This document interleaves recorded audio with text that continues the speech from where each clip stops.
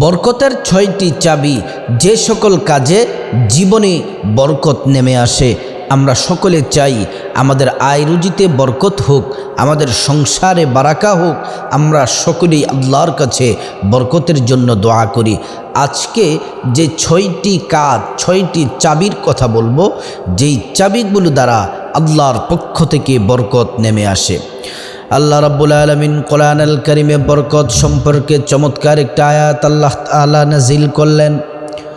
রব্বুল আলামিন বলেন, ওয়ালাউ আন্না আহলাল কুরা আমানু ওয়াত্তাকাউ লাফাতাহনা আলাইহিম বারাকাতিম মিনাস সামাই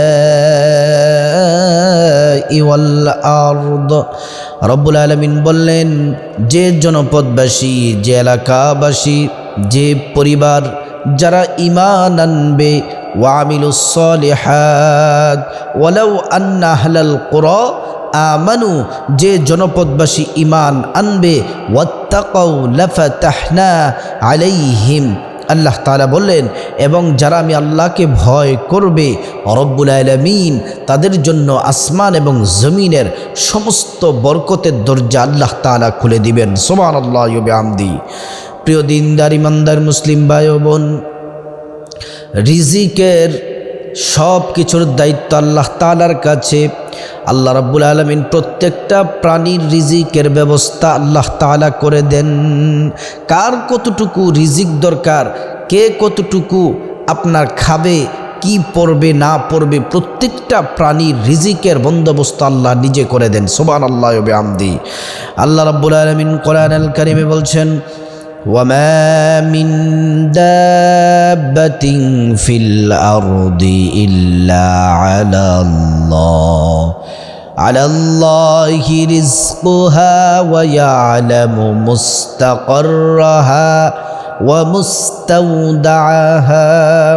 জল এবং স্থলে যত প্রাণী আছে সকলের রিজিকের ব্যবস্থা আল্লাহ তাআলা করে দেন। প্রিয় দিনদার ইমানদার মুসলিম ভাই ও বোন, আল্লাহ পাক রব্বুল আলামিন কোরআন নাজিল করলেন আল্লাহর হাবিবের উপর। এই কোরআনের মধ্যে সব বিষয়ের কথা আছে, সকল সমস্যার সমাধানের কথা আল্লাহ তাআলা কোরআনের মধ্যে বলেছেন। ওয়ানাজ্জালনা আলাইকাল কিতাবা তিবয়ানাল লিকুল্লি শাই। কোরআন আল কারীমে সকল বিষয় আল্লাহ তাআলা তুলে ধরেছেন। সকল সমস্যার সমাধান দিতে পারে আল কোরআন। এজন্য বরকতের ৬টি চাবি আছে, যে সকল কাজ দ্বারা জীবনে বরকত নেমে আসে। ১ নাম্বার হলো আত্মীয়তার সম্পর্ক রক্ষা করা, ভাই বোনের সাথে সম্পর্ক রক্ষা করা, ফুপ্পির সাথে সম্পর্ক রক্ষা করা, চাচার সাথে সম্পর্ক ভালো রাখা, আত্মীয় স্বজন রক্তের মানুষদের সাথে সম্পর্ক ভালো রাখা। কেউ যদি আত্মীয়তার সম্পর্ক যদি রক্ষা করে, আল্লাহ তাআলা তার হায়াতের মধ্যে বরকত দেন। প্রিয় দিনদার ইমানদার মুসলিম ভাই ও বোন, আল্লাহর রসুল হাদিসের মধ্যে বলেছেন, যারা আত্মীয়তার সম্পর্ক ছিন্ন করে তারা বেহেশতে প্রবেশ করতে পারবে না। যারা আত্মীয়তার সম্পর্ক ছিন্ন করে, আজকাল দেখা যায় জায়গা জমি নিয়ে, টাকা নিয়ে, বিভিন্ন সামান্য ইস্যু নিয়ে আজকে ভাই বোন আলাদা, ভাই ভাই কথা বলে না, এক পরিবার আরেক পরিবারের সাথে কথা বলে না। না, আল্লাহ তাআলা কোরআন আল কারীমের মধ্যে বলেছেন, ইন্নামাল মুমিনুনা ইখওয়া, প্রত্যেকটা মোমেন মুসলমান একে অপরের ভাই। সুবহানাল্লাহি ওয়া বিহামদিহি। এজন্য আত্মীয়তার সম্পর্ক রক্ষা করতে হবে, তাহলে আপনার ইনকামে বরকত হবে, সংসারে বরকত হবে, আত্মীয় স্বজন আপনার প্রতি খুশি থাকবে, আল্লাহ খুশি থাকবে। সুবহানাল্লাহি ওয়া বিহামদিহি। প্রিয় দিনদার ইমানদার মুসলিম ভাই ও বোন, ২ নাম্বার হচ্ছে বেচা কেনায় সততা। ব্যবসা বাণিজ্যের মধ্যে আপনি যখন বেচা কেনা করবেন তখন সত্য বলবেন, মিথ্যার কোনো আশ্রয় নেবেন না। আপনি অনেক ব্যবসায়ী কেমন আছেন, কসম কেটে বলে এটার দাম ৫০০ টাকা, কিন্তু অথচ এটার দাম আরও অনেক কম। কিন্তু মিথ্যা কথা বলে কিন্তু কসম কাটে। আল্লাহর রাসূল সাল্লাল্লাহু আলাইহি ওয়াসাল্লাম বলেন, যারা সততার সাথে ব্যবসা করবে, ইনসাফের সাথে ব্যবসা করবে, আল্লাহ রাব্বুল আলামিনকে ভয় করে করে ব্যবসা করবে।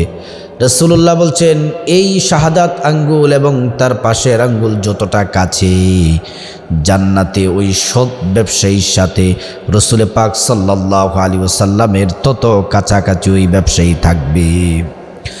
আল্লাহর রাসূল সাল্লাল্লাহু আলাইহি ওয়াসাল্লাম বলছেন, দুনিয়াতে হালাল ইনকামের কয়েকটি হালাল ইনকামের যত প্রকার আছে, যত ভাগ আছে, যে হালালভাবে ইনকাম করে লাভবান হয়, যত ব্যবসা বাণিজ্য যা কিছু আছে, আল্লাহ রসুল বললেন 10 ভাগের 9 ভাগে হচ্ছে ব্যবসার মধ্যে আছে, আর 1 ভাগ বাকি অন্যান্য মাধ্যমে। তাহলে ব্যবসা করলে হালালভাবে আল্লাহর পক্ষ থেকে বরকত হবে এবং আপনি লাভবান হবেন।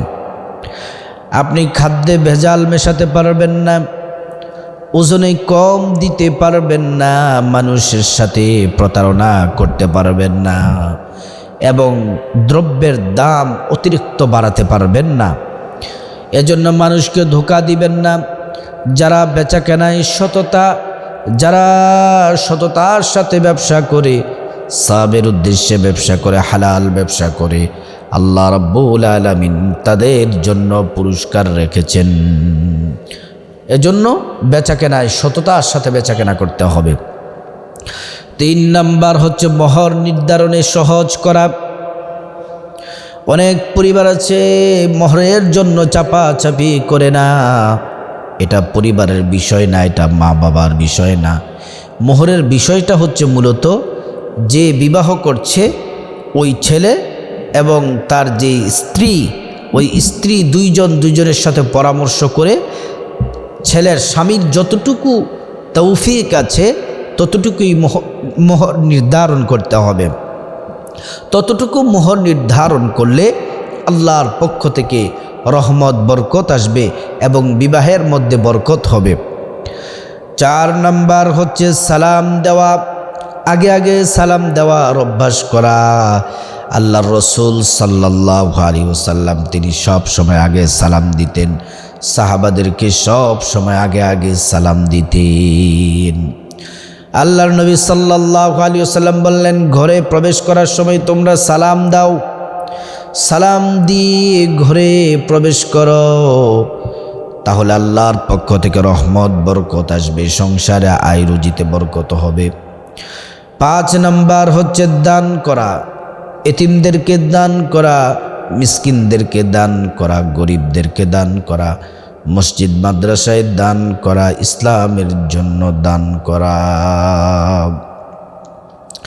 এই যে দান করবেন, আপনি দান করলে এই দানের টাকা মহান আল্লাহ রাব্বুল আলামিন আল্লাহর ডান হাতের মধ্যে নিয়ে নেন। আল্লাহ তাআলা সেটাকে লালন পালন করতে থাকেন। 1 টাকা দান করলেন, কিয়ামতের ময়দানে 1 টাকা হবে উহুদ পাহাড়ের সমান। সুবহানাল্লাহি ওয়া বিহামদি। এই জন্য দান এমনভাবে করবেন, ডান হাতে দান করবেন, বাহাত যেন আপনার না বলতে পারে, না বুঝতে পারে। গোপনের দানটা আল্লাহ তাআলা খুব বেশি পছন্দ করেন। 6 নাম্বার হচ্ছে মিলেমিশে খাবার খাওয়া। 6 নাম্বার মিলেমিশে খাবার খাওয়া। পরিবারের সবাই মিলেমিশে খাবার খাওয়া, আত্মীয় স্বজনদেরকে খাবারের দাওয়াত দেওয়া, এবং বিশেষ করে আল্লাহর রাসূল সাল্লাল্লাহু আলাইহি ওয়াসাল্লাম বলছেন, তোমরা যদি তোমাদের ঘরের মধ্যে যদি গোশত রান্না করো, ঝোলের পরিমাণটা বাড়িয়ে দাও। কেননা যখন তুমি ঝোলের পরিমাণটা বাড়িয়ে দিবে, তুমি তাদেরকে গোশত দিতে না পারলেও ঝোলটা একটু তাদেরকে দিও, তারা যেন তৃপ্তি সহকারে তারা যেন খাবার খাইতে পারে। সুবহানাল্লাহ। এজন্য ইসলামের মধ্যে কয়েকটি উত্তম কাজের মধ্যে অন্যতম কাজ হলো মানুষদেরকে খাবার খাওয়ানো। এই কাজটি অত্যন্ত সওয়াবের কাজ, অত্যন্ত বরকতময় পূর্ণ কাজ। এজন্য প্রিয় দিনী ভাই ও বোন, বরকতের 6টি চাবি আছে। যে সকল কাজে আপনার সংসারে এবং নিজের জীবনে বরকত নেমে আসবে, আয় উন্নতিতে বরকত হবে, আল্লাহ রাব্বুল আলামিন আপনাদের আয় রুজিতে, টাকা পয়সা, ধন দৌলতে প্রচুর পরিমাণে বরকত দান করবেন।